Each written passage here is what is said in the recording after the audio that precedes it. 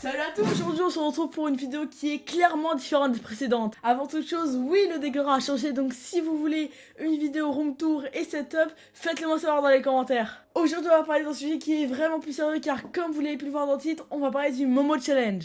Alors pour commencer, non, je ne vais pas appeler Momo, je vais juste donner l'avis d'un mec de 14 ans parce que je pense que c'est important vu l'ampleur et la non-prévention de certains youtubeurs. On est là ni pour juger ni pour critiquer des youtubeurs, personnellement je suis pour la paix dans le YouTube game. Parlons tout de suite du dérangeant phénomène qui est le Momo Challenge. Alors pour commencer, qu'est-ce que le Momo Challenge? À la base c'est un numéro qui nous vient du Japon qu'il suffisait, je dis bien suffisait, vous verrez pourquoi dans la suite de la vidéo, de rentrer dans nos contacts WhatsApp et d'attendre que Momo, qui est cette personne, vienne nous parler.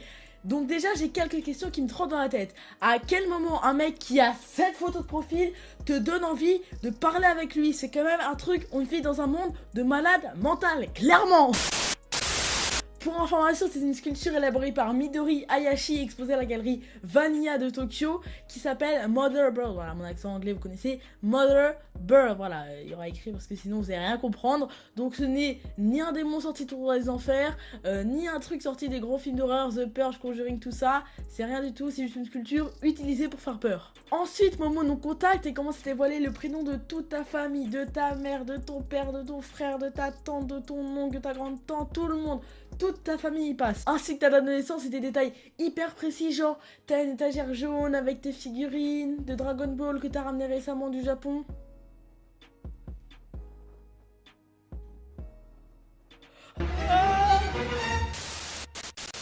Ensuite, il vous demande de faire des défis et si vous ne cédez pas à ses caprices, il va commencer à vous harceler de vidéos de lui, de meurtres, enfin des trucs juste atroces. Et ça commence à être très chaud car ces défis vous poussent au suicide. D'ailleurs, une personne est déjà décédée.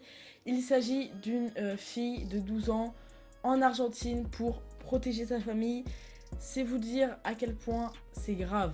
C'est bien pour ça qu'il faut que tous les youtubeurs, petits comme moi, grands comme d'autres, gaming, humour, bref, tous les youtubeurs ainsi que toutes les personnes concernés à réagir face à ce fléau d'internet. Il y aurait d'autres cas de décès mais n'ayant aucune preuve, je n'ai pas envie de vous dire de la merde sur un sujet qui est aussi grave, je pense que vous pourrez comprendre. Mais heureusement il y a enfin un état qui fait quelque chose et il s'agit du Mexique en proposant une campagne de prévention et c'est juste génial. Je cite du compte Twitter de la police de Tabasco: le risque de ce challenge pour les plus jeunes et les mineurs, c'est que les criminels peuvent s'en servir pour dérober des informations personnelles, inciter au suicide ou à la violence, harceler, extorquer de l'argent et générer des troubles physiques et psychologiques tels que de l'anxiété, la dépression et des insomnies. Et 4 jours après, ils ont récidivé en tweetant: la curiosité ou le désir d'être populaire ont conduit de nombreux jeunes à effectuer des actes où ils risquent leur vie. Qu'en penses-tu? Personnellement, je n'en ai pas mieux dit. Il compare le Momo Challenge avec le Blue Whale Challenge qui avait fait environ 130 morts l'année dernière en Russie, mais ça,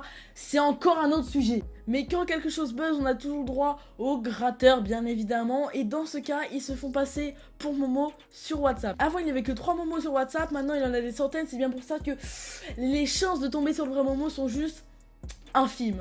Pour finir, j'aimerais dire que les vidéos de Momo de ce type-là sont extrêmement simples à faire. Il vous suffit d'aller sur Snapchat et de faire l'option Face Swap, mais je vais le faire tout de suite pour mieux que vous compreniez.